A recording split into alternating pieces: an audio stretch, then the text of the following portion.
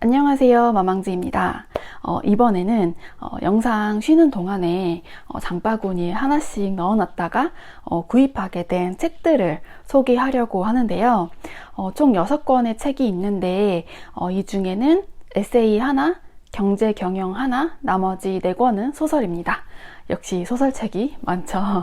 네, 사실 그동안 좀 바쁘기도 해가지고 이전에 사준 책들도 많이 못 봤는데 뭐 일단 사고 보는 거죠. 이번에도 뭔가 이제 보상심리처럼 바쁜 일들이 끝나면서 바로 구입을 했습니다. 그럼 하나씩 소개해 드릴게요. 우선 최은영 작가님의 밝은 밤을 샀습니다. 이 책은 제가 예전에 북카페에서 앞부분을 살짝 읽어보고 사서 제대로 읽어봐야겠다 생각했었는데요. 어영부영 그냥 시간이 막 흘러가다 보니까 최근에서야 구입을 하게 됐습니다. 소설책이고요. 증조할머니부터 할머니, 엄마, 그리고 나까지 4대에 걸친 이야기입니다. 주인공 지연은 서울에서의 생활을 정리하고 작은 도시로 옮겨가게 되는데요. 아주 어릴 때 할머니 댁에 방문한 것을 빼면 오랜 시간 동안 가본 적도 없는 낯선 곳이었어요. 그런데 여기서 이제 자신의 할머니를 다시 만나게 되고 어색하고 어려우면서도 할머니를 통해서 그녀의 엄마, 즉 증조 할머니의 이야기까지 듣게 되는데요.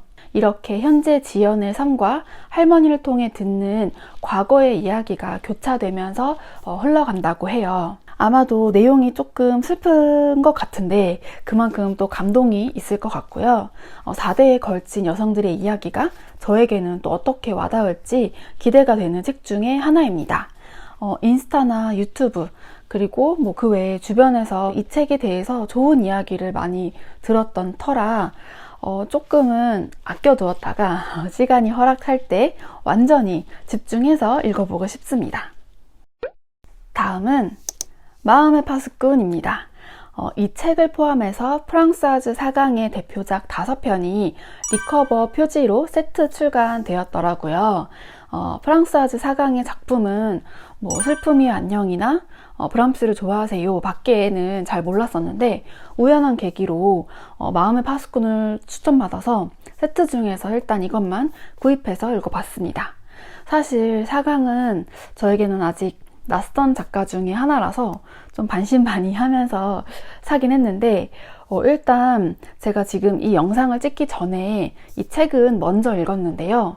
결과적으로 4강의 책을 계속해서 읽고 싶게 만드는 작품이 되었습니다. 이 책은 도로시와 그의 연인 폴 그리고 갑작스러운 사고로 만나게 된 루이스의 이 3명의 이야기를 담고 있는데요.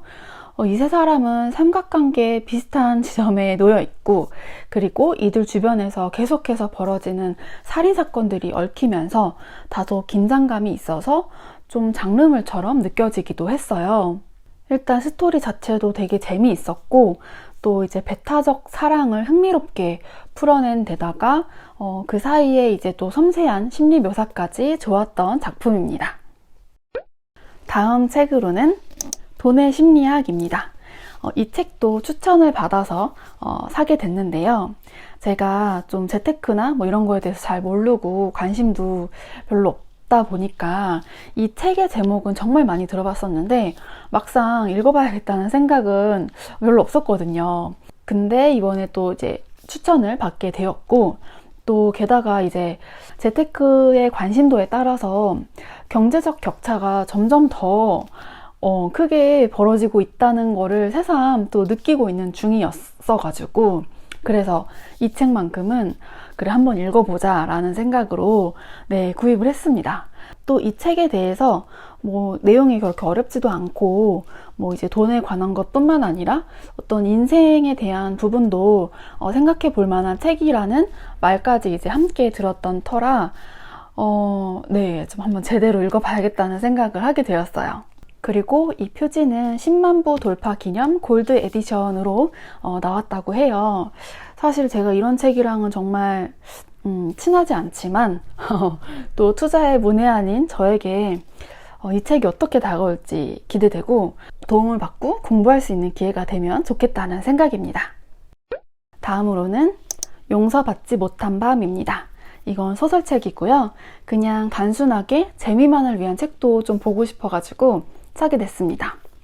여기 뒤에 보면 내 딸이 아내를 죽였다 라고 하는데, 이렇게 자극적인 소재에 분명히 스릴과 반전까지 있을 테니까 정말 재미있겠다 싶어가지고 이 책을 고르게 됐고요. 이 책의 내용은 딸이 아내를 죽인 당시의 시점이 아니라 그 이후의 이야기인 것 같아요. 주인공 유키히토는 20살 딸을 두었는데 그 딸 유미가 4살 때 아내를 죽였던 거죠. 당시에 이제 유키히토는 이사도 하고 뭐 경찰에 입막음까지 하면서 아무도 모르게 그 일을 처리해서 죄를 덮어버렸는데요. 근데 15년이 지난 지금 누군가 그 비밀을 알고 돈을 요구하는 전화를 받게 되면서 이야기가 시작됩니다. 그리고 이 작가의 책은 처음이어가지고 기대되는 부분도 있고요.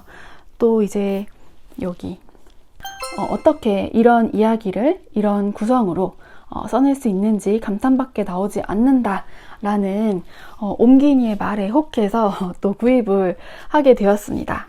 몰입감이나 재미는 분명히 있을 것 같은데 그 이상의 깊은 인상이나 여운도 남을 수 있을지 궁금합니다. 다음은 천선란 작가의 나인입니다. 이 책도 소설이고요. 창비에서 소설 Y라는 이름의 K영 어덜트 문학 시리즈를 시작했다고 해요.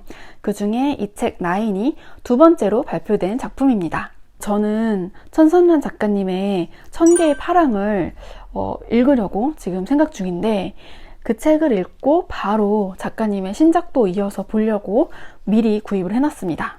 1000개의 파랑도 워낙 인기가 많고 사랑을 많이 받은 책이잖아요.